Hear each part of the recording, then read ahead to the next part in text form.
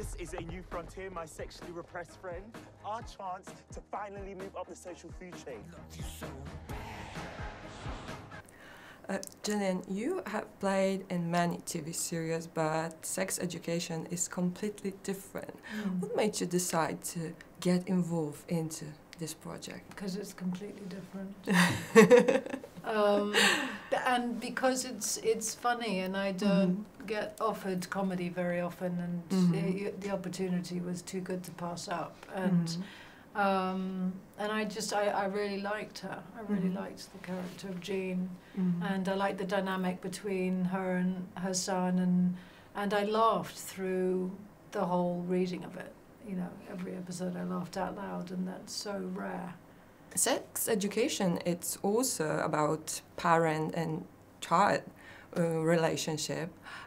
Your characters have a quite easygoing one, and they can both learn something from each other. Have you also learned something from each other while walking on the set? I don't know. That is interesting.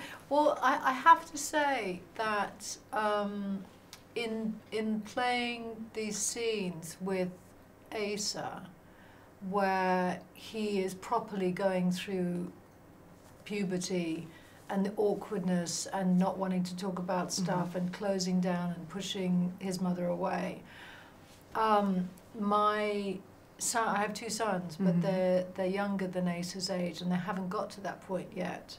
It has honestly made me think quite seriously about that upcoming event and how to handle it, whether or not I'll be able to handle it well at all. And it certainly made me more sensitive to it it's very different for girls, a different experience it was for a girl. I have a daughter as well. So I feel like I've learned a bit from your portrayal of that. Do you feel some kind of responsibility that Sex Education series could be very important, especially for young viewers? I think there is.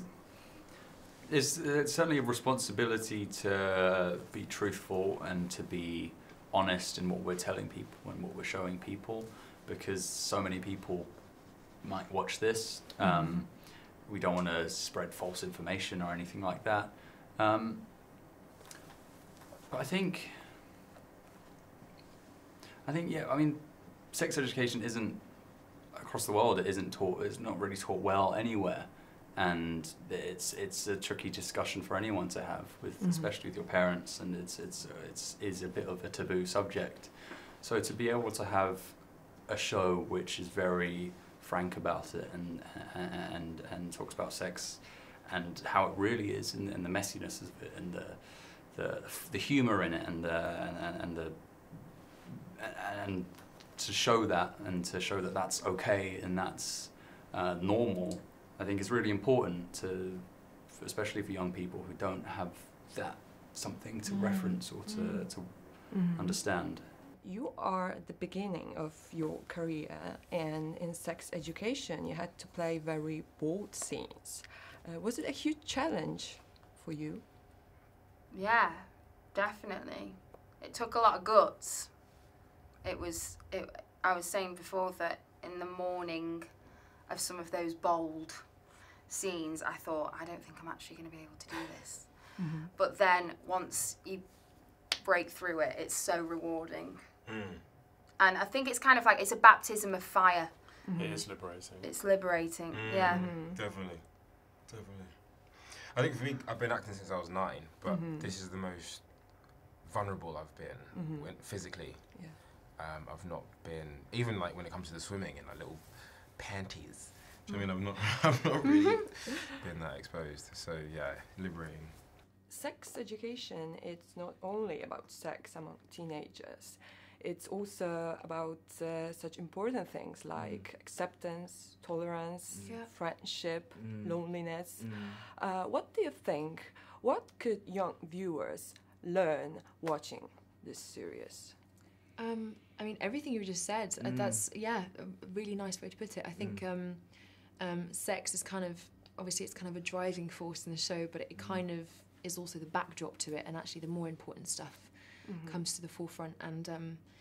And yeah, I think people will just be able to relate to it, and whether they're going, you know, the people who watch it are going through school or have just finished school, or whether they're adults, I think everyone will recognise themselves at some point in one of the characters, and that's really exciting. And I think they'll just either go back in time, or they'll learn something about themselves and be like, oh, that wasn't so weird that I felt that actually, because other people feel that. And so it's nice. Yeah.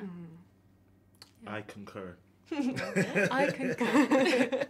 Okay. What advice would you give to your characters that may be valuable also for viewers, young viewers? Oh, I would say to Eric, don't bother about trying to fit in. You're doing amazing. You know that meme? There's a meme of Kris Jenner that's like, you're doing amazing, sweetie. That's what I would say to Eric. I would say, you're doing amazing, bruv.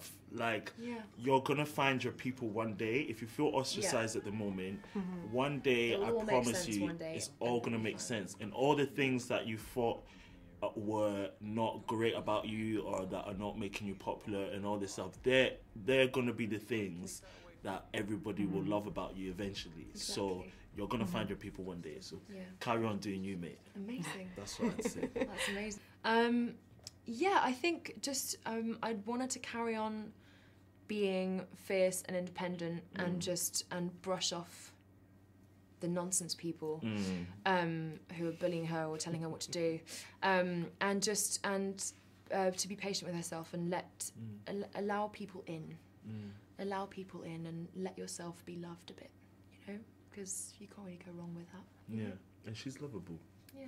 I'm curious, do you remember what the first sex movie scene that you saw was? Yeah, I remember. That's such a good question. Oh my gosh, I remember, because I stole the cassette out of my sister's room. Did you? Do you remember the days of, what's it called? VHS. Yeah. Do you remember VHS? Of course, yeah. Yeah, so I stole my sister's, what was it called? What was the film called? It was with Cameron Diaz, Christina Applegate, The Sweetest Thing. The Sweetest Thing. Such a good and then they were having sex the guy was having sex in some kind of in like a bear elephant. suit. Yeah. Oh no, elephant. Was it an elephant? I think it's an elephant. Yeah. Yeah, and I thought it was so funny because I didn't actually understand what they were that. doing. I was like, why is she jumping on top of him?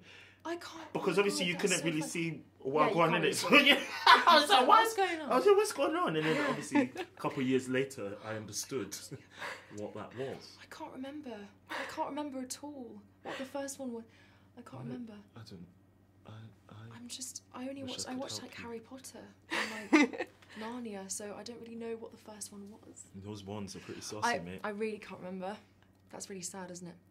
I'll think about it. I'll come back to you. Okay. At the end. At the end. Because, for example, I remember very well that it was a scene in a steamy car in Titanic movie. Oh, yeah. I was a good 8 one. years old watching That's this a movie good with one. my parents and asking them a lot of uncomfortable questions. I bet. Like, you know. I mean, that's a good That's one. good. That's a good one to have though as a first one. I reckon that's Yeah. quite good. Yeah. I reckon it's a strong It's really start. beautiful. Yeah.